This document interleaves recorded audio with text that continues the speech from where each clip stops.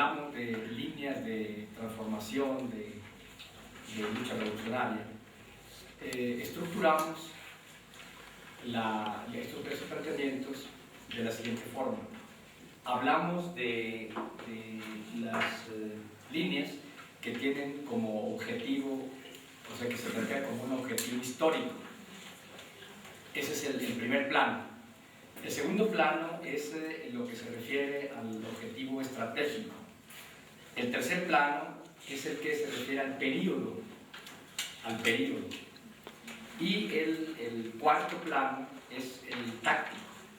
Entonces es táctica, línea de periodo, estrategia y línea histórica, de cambio histórico en general. Nosotros dividimos el conjunto de estas líneas, que le llamamos líneas de combate, ¿sí?, en lo que se refiere a objetivos, lo que se refiere a tareas, lo que se refiere a metas, a formas de organización y consignas. Y entonces hablamos, ¿sí?, de objetivos centrales tácticos, o bien objetivos para el periodo, o bien objetivos estratégicos, o bien objetivos de largo alcance a los que llamamos históricos. Y así, ¿cuáles son las tareas tácticas? ¿Cuáles son las tareas de periodo? ¿Cuáles son las tareas estratégicas? ¿Cuáles son las tareas de cambio histórico? Igual se refiere a metas y a formas de organización y formas de lucha, formas de lucha. Igual planteamos una serie de formas de organización y de lucha tácticas, o de periodo, o estratégicas, o en términos generales históricos. ¿A qué nos referimos cuando hablamos de objetivos, etcétera, en un orden histórico? Usamos esta palabra,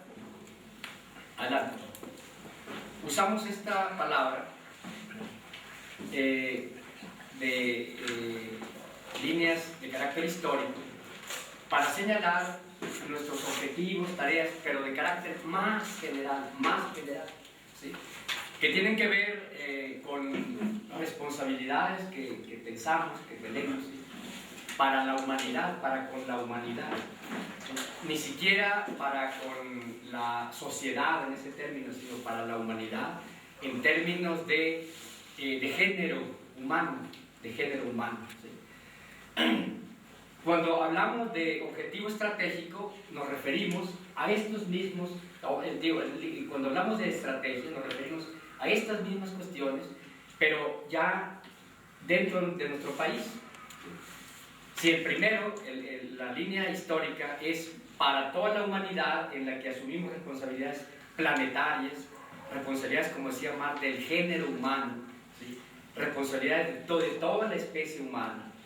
Cuando hablamos de estrategia nos referimos a los objetivos, tareas últimos, pero a nivel nacional, a nivel de nuestro país.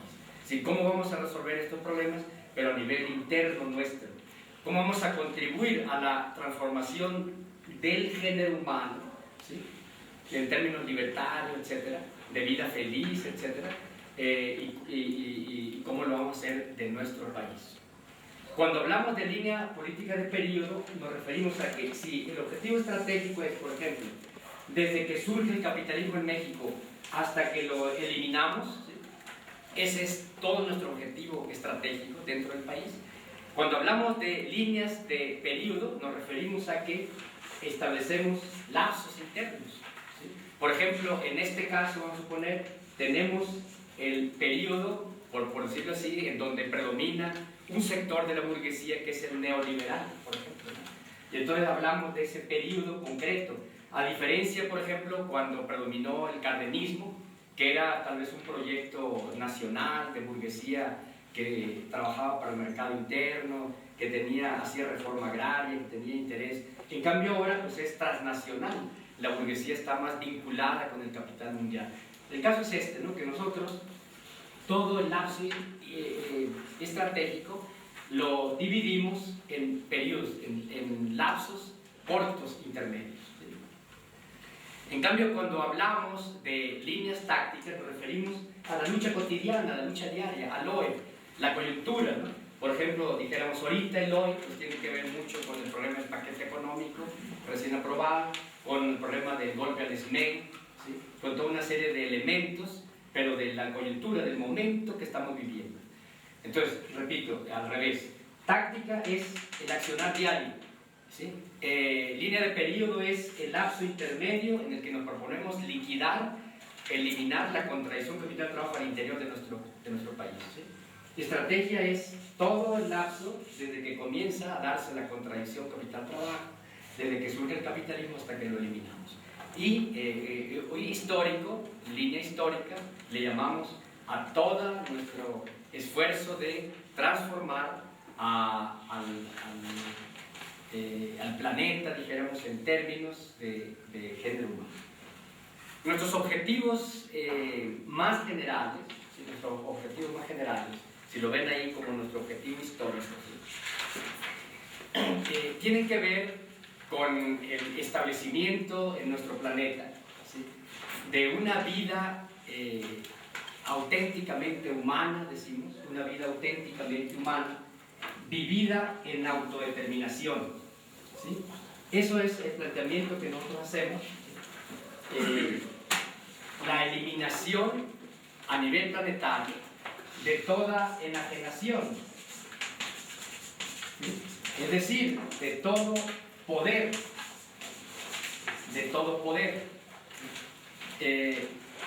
para establecer relaciones que dignifiquen al ser humano, que lo hagan vivir como según nosotros creemos que debe vivir un ser humano.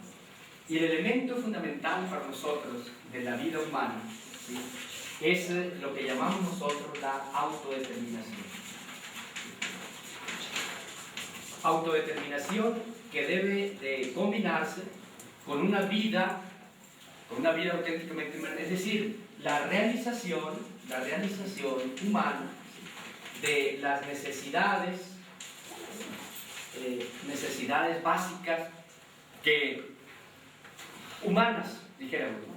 Es decir, no solamente, por una parte vemos la necesidad de que vivamos en una humanidad que tiene satisfechas sus necesidades materiales, es decir, que tiene un bienestar que lo hace tener una vida realmente humana, ¿sí? Es decir, en la que la relación organismo humano con la naturaleza, la relación entre los mismos seres humanos, está satisfecha de tal manera que permite una realización del ser humano, dijéramos, desde el punto de vista ecológico, sano, etcétera, etcétera.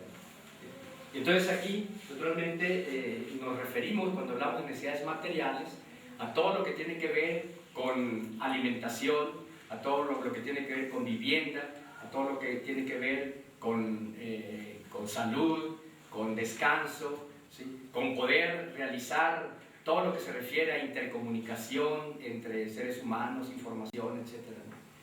En cambio, cuando hablamos de autodeterminación, nos referimos sobre todo a la capacidad de decidir de los humanos sobre su propia vida. La autodeterminación para nosotros es un elemento muy importante, ¿sí? Y el establecimiento de la autodeterminación, ¿sí?, es uno de los objetivos, junto con alcanzar una vida material de bienestar auténticamente humano, ¿sí?,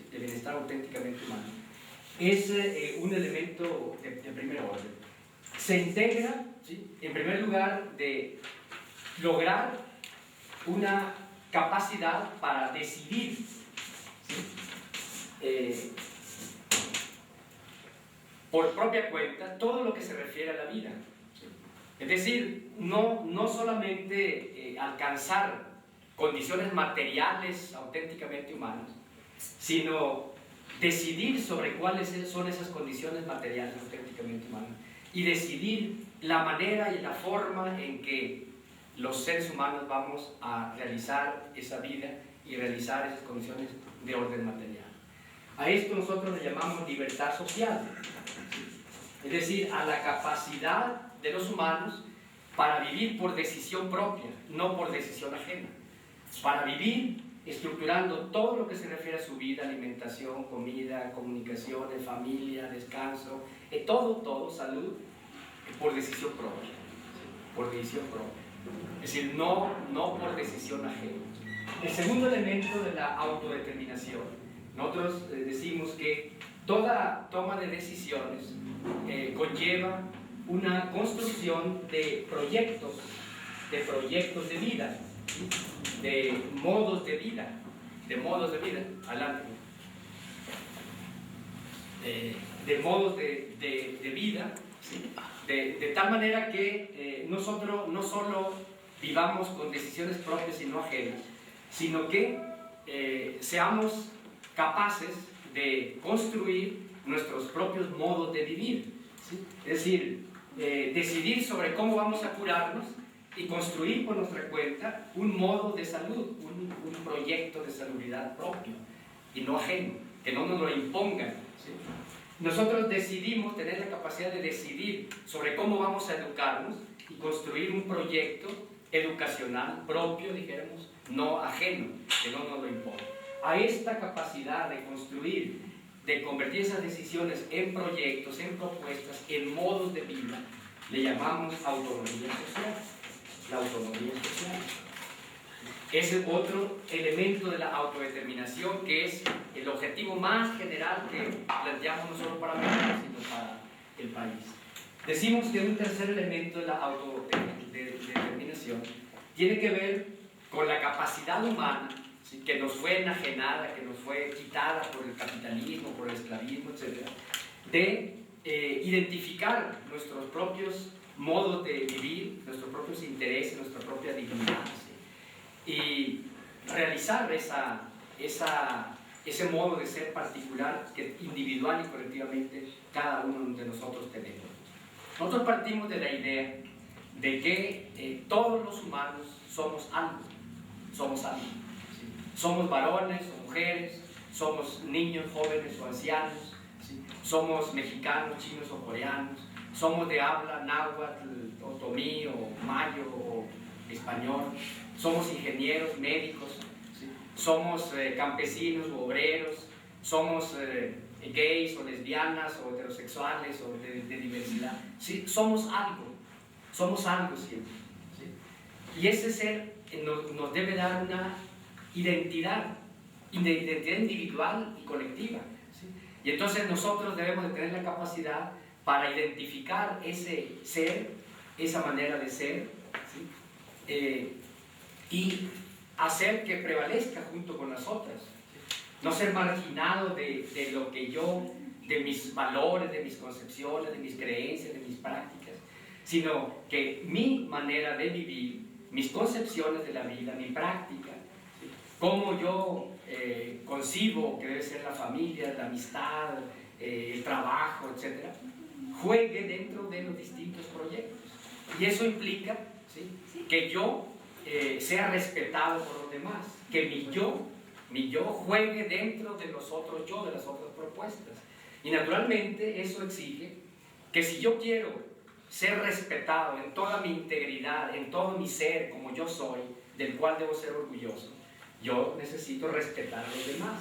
Entonces debe haber una convivencia, ¿sí?, debe haber una relación de solidaridad, debe haber una relación de respeto mutuo, ¿sí?, de inclusión, no de exclusión, en el que nadie tiene derecho a considerar que lo suyo es la mera neta, que lo suyo es lo mejor y que lo demás son cosas malas. Yo soy el bueno, yo soy el sano y los demás son enfermos, yo soy el correcto y los demás son incorrectos, y pretender imponer mi punto de vista. Entonces, para que mi proyecto, mi manera de ser, sea respetado, yo necesito respetar los demás proyectos. Entonces, la autodeterminación que implica una convivencia humana de respeto mutuo, ¿sí?, de solidaridad, como decía Marx, ¿sí?, de en la que todos los distintos proyectos se incluyen y se respeta la diversidad, las diferencias que cada uno de nosotros tenemos y somos, ¿sí? Y vivimos entonces una gran unidad que es la humanidad dentro de una gran diversidad que somos cada uno de los humanos, dijéramos. A esto nosotros, a esta capacidad, ¿sí?, de identificar, o sea, de tener una identidad, sentirse orgulloso de esa identidad y que sea respetada esa identidad, ¿sí?, nosotros le llamamos independencia social, ¿sí? Independencia social. Y por último, un cuarto elemento de la autodeterminación es lo que se refiere a que si nosotros debemos ser capaces para vivir en comunismo, dijéramos, de ser capaces de construir libremente nuestros proyectos de vida, ¿sí? En los que vaya nuestro modo de ser, en los que vaya contenido nuestra propuesta de vida. Debemos tener capacidad para que eso sea respetado, para que eso prevalezca. Porque si nosotros no tenemos capacidad de hacer que se respeten nuestras propuestas, las propuestas pueden ser muy buenas, muy bonitas, pero no tenemos capacidad para que se respete, para que prevalezca, para que no sea ninguneada. A esa capacidad para que las decisiones que tomemos en toda nuestra vida, convertidas en propuestas, en modos de vida, que recojan nuestra dignidad, ¿sí?, esa capacidad para hacer que sea respetado, que prevalezca todo eso, le llamamos nosotros democracia social, ¿sí? De tal manera que para nosotros los objetivos de carácter histórico generales, lo que a veces suele llamarse en términos de Marx el comunismo, ¿sí?, o sea, esa humanidad en la que se recupere la dignidad humana, en que incluso llegue a haber felicidad y llegue a haber satisfacción de todas las condiciones materiales indispensables para la vida de bienestar humano, ¿sí? Ese es el objetivo histórico general.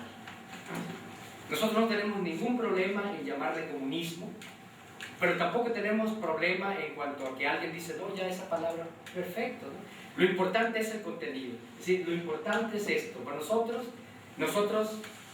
no nos conformamos con eliminar el capitalismo, ¿sí?, sino que nosotros tenemos como objetivo el alcanzar, dijéramos, una vida vivida en dignidad, una vida auténticamente humana en términos materiales, vivida en la autodeterminación.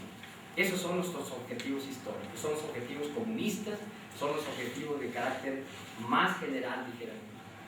Y creemos que esto hay que dejarlo bien claro, porque, por ejemplo, la experiencia de la Unión Soviética, la experiencia de Checoslovaquia, de todos esos países, ¿no?, fue que en alguna medida, dijéramos, golpearon al capital, ¿sí?, incluso sacudieron a la contradicción capital-trabajo, ¿sí?, la cambiaron en Rusia, en Checoslovaquia, en Polonia, etc. Sin embargo, ocurrió lo que sucedió, que ahí se reprodujo o surgió una nueva manera de explotación, una nueva manera de enajenación. Claro, eso es un tema grandioso, enorme, que algún día lo vamos a tener que examinar, lo que pasó ahí en la Unión Soviética. Pero según nosotros, lo que pasó es que el partido bolchevique y los revolucionarios de aquel entonces no se prepararon con una visión sustentable, ¿sí?, no solo para su generación, sino para trazar un lineamiento libertario para las generaciones siguientes. Y sobre todo, no se plantearon, ¿sí?, la lucha por destruir toda enajenación, no solamente la capitalista, todo control, todo dominio, toda opresión, toda sujeción, ¿sí?, que indudablemente surgen, ya no de tipo capitalista probablemente, pero las relaciones humanas, si no se tiene cuidado, vuelven a reproducir formas de enajenación, formas de control, de dominio, ¿sí?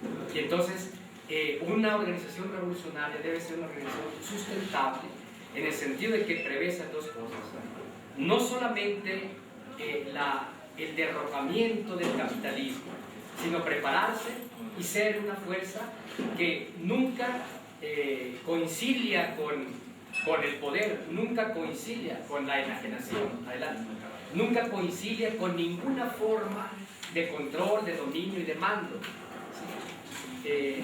Sino que se prepara precisamente para ser una fuerza que siempre lleve el germen de una liberación plena, total. Bueno, esos objetivos, adelante, aquí hay sillas, son objetivos que les llamamos nuestros objetivos históricos, nuestros objetivos de lucha por el comunismo, ¿sí? De lucha por toda eliminación de toda forma de enajenación, toda forma de poder, toda forma de control y mando, ¿sí? No solamente la capitalista, sino la que pueda surgir una vez que ha sido eliminada la contradicción entre capital y trabajo. Bueno,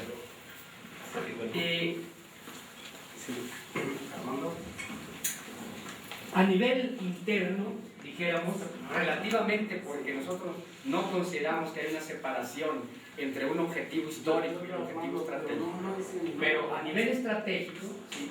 A nivel estratégico, es decir, a nivel de nuestra responsabilidad por eliminar todo tipo de enajenación, todo tipo de poder al interior de nuestro país, dijéramos, la responsabilidad no nacional, no decimos que es nacional, sino la responsabilidad de abatir toda forma de poder y de enajenación, ¿sí? En nuestro espacio, con nuestra experiencia, nuestra propia relación en las contradicciones que se dan con los sujetos, ¿sí? Que operan, y sabiendo que esto es mundial también, claro, pero especificamos esto de estratégico en el sentido de nuestro país, en el sentido de que nosotros estamos obligados a contribuir mundialmente, planetariamente, con nuestra responsabilidad más directa, digamos, con la burguesía más directa, digamos. Pues nosotros planteamos aquí, naturalmente, la eliminación de la formación burguesa, ¿sí? Es decir, eliminar todo el capitalismo, ¿sí? Cortar de raíz al sistema capitalista, ¿sí? Y contribuir ya con la eliminación de toda forma de opresión y explotación que puede encontrarse a nivel, digamos, interno, ¿sí? Adelante. Nosotros planteamos que tenemos que indudablemente conocer cuáles son las particularidades que la contradicción capital-trabajo tiene a nuestro interior entre comillas, claro. ¿Cuáles son las particularidades del ejercicio de poder capitalista en nuestro país? ¿Sí? ¿Cuáles son las particularidades, ¿sí? La cultura, el dominio ideológico con el que la burguesía mantiene bajo dominio, control y mando a nuestro pueblo? En ese sentido, nosotros creemos pues que no se trata de traer toda la generalidad de los planteamientos del marxismo, del capital, etc., sino convirtiendo estos en claves, solamente en claves que nos deben de servir para responder sobre esas preguntas aquí y ahora.